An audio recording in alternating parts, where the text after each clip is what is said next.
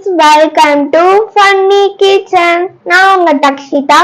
இன்னைக்கு நம்ம என்ன செய்ய போறோம்னு பாத்தீங்கன்னா சிகப்பு கீரை கூட்டு தான் செய்ய போறோம். அதுக்கு வந்து கீரையை நல்லா வெட்டிட்டு அலசிட்டு வெட்டிட்டு இந்த மாதிரி வடிகட்டி வச்சுக்கணும். வெங்காயம், பச்சை மிளகா, தக்காளி, சீரகம் கொஞ்சம் போட்டா நல்லா இருக்கும் கூட்டுக்கு.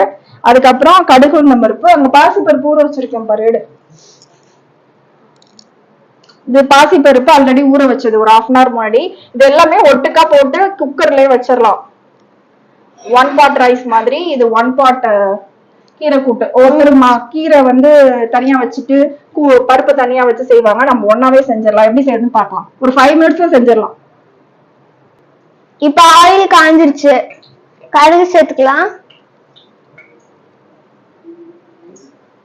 தெரிக்க போதா? அதெல்லாம் ஒன்னும் தெரிக்காது, எண்ணெய் கம்மியா தான் வச்சிருக்கேன். கடுகு 1 ஸ்பூன் போட்டாச்சு, சீரகம் 1/2 ஸ்பூனு, அப்புறம் பச்சை மிளகா, வெங்காயத்தை போட்டுக்கலாம். இது ஒரு 5 நிமிஷத்துல ரெடி ஆயிடும் குக்கர்ல. ஓகே, போட்டுட்டு வெங்காயத்தை ஃப்ரை பண்ணலாம்.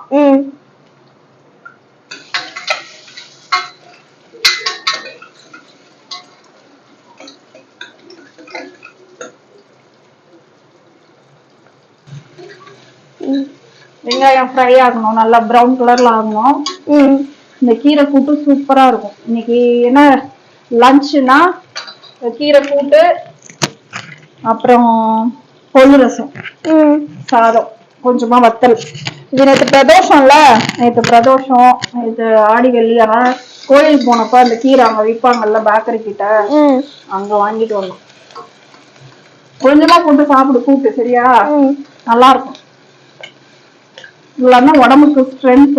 அப்புறம் கை வலிக்குது கால் வலிக்குதுன்னா இதெல்லாம் சாப்பிட்டாதான் ஒன்றும் செய்யாது.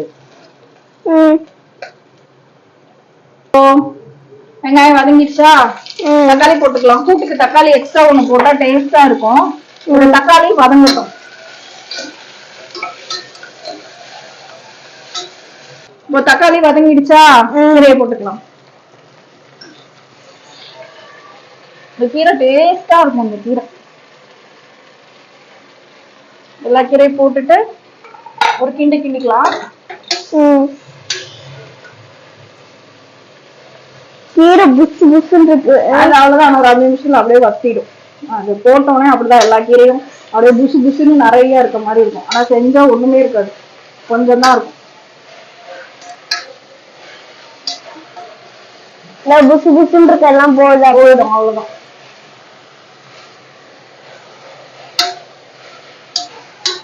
வதக்கியாச்சா?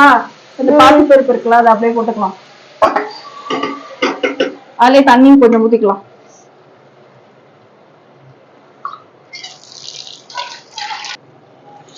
இதுல கொஞ்சம் தண்ணி ஊத்திட்டு உப்பு, மஞ்சள், கொஞ்சமா சாம்பார் தூள். வேணாட்டி நம்ம அந்த மிளகாவே போதும்.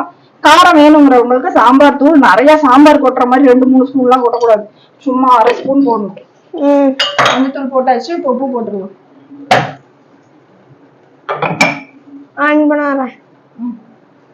உப்பு, இது சாம்பார் தூள்.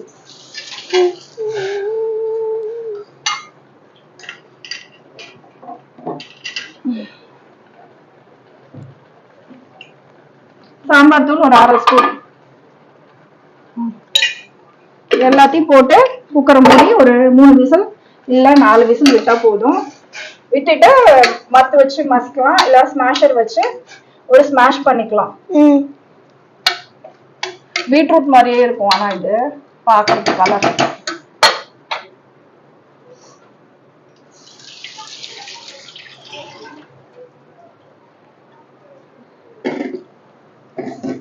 குக்கர் போட்டு மூடிட்டு எத்தனை விசில்? 3 விசில் விடணும். விசில் விட்டுட்டு அப்புறமா கொஞ்சம் பெருங்காயம் போட்டு மசிச்சு விட்டுக்கணும். அவ்வளவுதான், கீரை கூட்டு ரெடி. பாரு வெந்துச்சா? அது ஏன் கலரா இருக்குன்னா அந்த கீரை கலர்ல, அதனால அப்படி கலரா இருக்கு. இத அப்படியே சாத்துல போட்டு சாப்பிடலாம், அப்படியே தொட்டுட்டு சாப்பிடலாம். ரசம் தயிருக்கு சூப்பரா இருக்கும் இந்த கீரை. கொஞ்சமா பெருங்காயம் போட்டுக்கலாம். அந்த சைடு ரசம் ரெடி ஆயிடுச்சு.